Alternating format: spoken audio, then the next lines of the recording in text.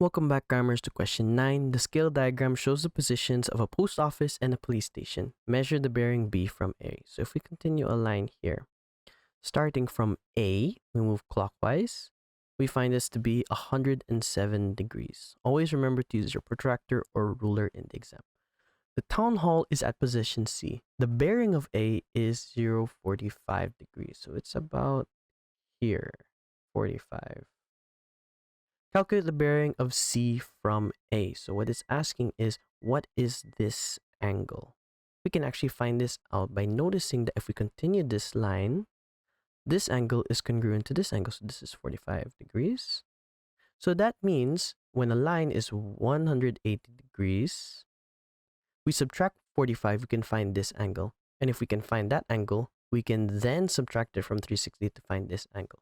So 180 minus 45 is equal to 135. Now that we have 135, we know that a circle is 360 degrees. So we can simply subtract 360 minus 135, and we can use a calculator to get our answer. 360 minus 135 gives us 225 degrees. Thanks for watching. Cram, then scram.